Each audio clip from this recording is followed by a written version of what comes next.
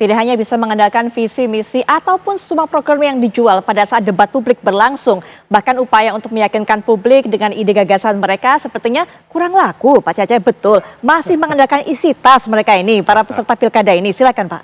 Oke, jadi sebenarnya ini adalah strategi ya untuk melakukan mobilisasi elektoral. Jadi dalam kajian politik memang kita ada satu kajian tentang pelanggaran pemilu. Pelanggaran pemilu itu adalah sebuah aktivitas yang bisa berdampak terhadap permainan di lapangan ya, yang mengganggu terjadinya pemilu yang ideal. Nah, kemudian dari sini seorang ilmuwan politik Birch itu 2007 dia bikin strategi beberapa kategorisasi ya, strategi untuk melakukan mobilisasi elektoral. Nah, apa saja? Ya bisa dia kebijakan alokasional. Kemudian yang kedua dia bisa patronase. Beberapa daerah kita misalnya kan masih kuat ya masalah kesukuan dan seterusnya. Betul. Kemudian yang selanjutnya itu adalah pork barrel ya, politik gentong babi ya. Bagaimana kemudian pejabat yang kemudian mungkin maju ya, petahana yang maju itu melakukan mengambil kebijakan-kebijakan yang nanti bertujuan untuk melakukan pembelian suara. Vote buying lah kira-kira. Nah, yang selanjutnya vote buying. Nah, 4 ini yang kemudian di Indonesia itu populer dengan vote buying dan money politics ya. Nah, masuk ke vote buying. Jadi sebenarnya ini strategi apa? Ya seperti tadi gubernur yang juga petahana yang maju ya. Betul. Dia kemudian melakukan serangkaian kebijakan yang bahkan ilegal. Kebijakan ilegal kan bagaimana dia mengeluarkan anggaran buat para guru ini kemudian dipotongin 1 juta per orang gitu ya. Dan ternyata setelah ditelisik oleh KPK itu sudah dalam bagian kerangka untuk money politics ya. Ini amat disayangkan sebenarnya bagaimana tadi yang sampaikan Prof ya, untuk ketika seorang calon pemimpin harusnya kan kita lihat rekam jejaknya. Tapi memang inilah potret dari beberapa daerah di Indonesia sebenarnya ya. Bagaimana pertama berarti kita lihat juga dari yang tadi masalah pelanggaran kita masuk ke beberapa hal yang mesti diperhatikan ya dalam proses pemilihan lah. Nah, memang rekam jejak ya ini penting sebenarnya ya. Sehingga kemudian apa prestasi dia sebelumnya, apa raihan dia sekarang, apa visi dia 5 tahun ke depan misalnya untuk membangun daerah-daerah yang ada di Indonesia ini perlu jadi potret sebenarnya, perlu jadi perhatian dari para pemilih kita ya. Persoalannya kan ini tinggal 3 hari lagi nih. Betul. Dan memang cara yang paling efektif di detik-detik terakhir ini adalah dengan yang tadi dilakukan money politics ya. Memang isu money politics ini sejak setelah reformasi dari slogan ambil uangnya jangan pilih orangnya sampai sekarang Betul. jangan ambil uangnya jangan pilih orangnya, tapi ya, masih jadi persoalan ya. Ternyata sebagian besar masyarakat kita ya masih menerima dengan berbagai derajat tertentu tentu saja ya, berbeda karakteristiknya. Karena memang kan karakteristik di wilayah-wilayah di Indonesia ini berbeda-beda, sehingga kemudian penerimaan mereka, permisivitas mereka terhadap money politik juga berbeda-beda. Tapi itu 2 hal yang saya highlight sebenarnya, masalah vote buying dan money politik yang memang akhirnya berkembang. Dan ini kan terjadi sejak di Pileg dan Pilpres Februari kemarin sampai nanti di November ini ya, saya kira terjadi 2. Dengan adanya pilkada yang serentak seperti ini semua daerah bersamaan, apakah memang pengaruh juga meningkatkan hal seperti ini Pak Cecep? Karena kan kalau sebelumnya parsial begitu, sehingga mungkin donasi ataupun juga kontribusi dari masing-masing partai politik bisa lebih besar. Tapi kalau saat ini mungkin dari partai politik satu begitu yang diberikan harus dibagi ke berbagai banyak, tidak cukup kuat partai politik ini untuk memberikan bantuan. Ya Pak memang. Jadi itu ya, memang kalau kita bicara money politik akhirnya ya yang seperti tadi disampaikan ya, dengan kondisi yang sekarang sudah lelah sejak Pileg dan Pilpres, memang sudah lelah sebenarnya partai sendiri. Kalau dari diskusi dengan beberapa orang partai juga kan, waduh udah habis-habisan juga. Apalagi besok ya 3 hari lagi, apakah masih cukup kuat.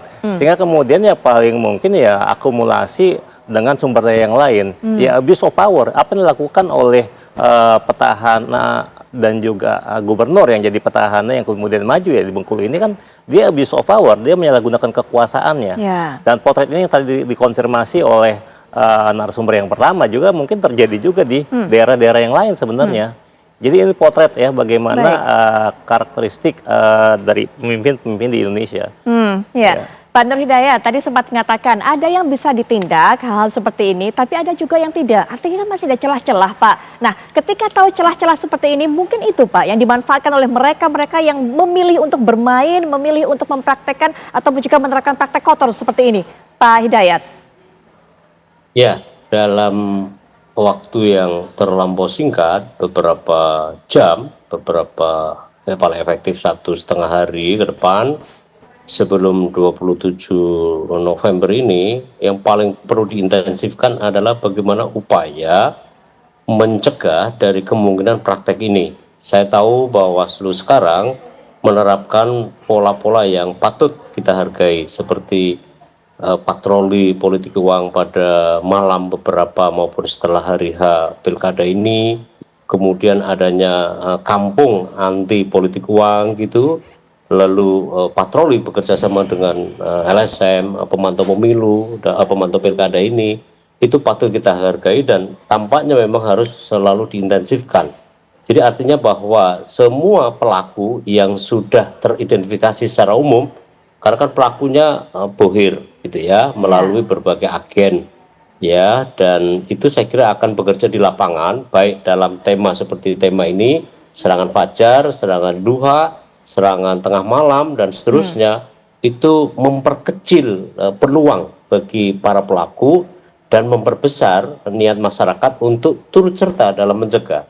Nah, yang kedua, memang dari sisi pengaturan boleh jadi, dan saya kira itu sudah cukup, tetapi yang sekarang adalah konsistensi dari otoritas pengawasan pemilu dan penegak hukum.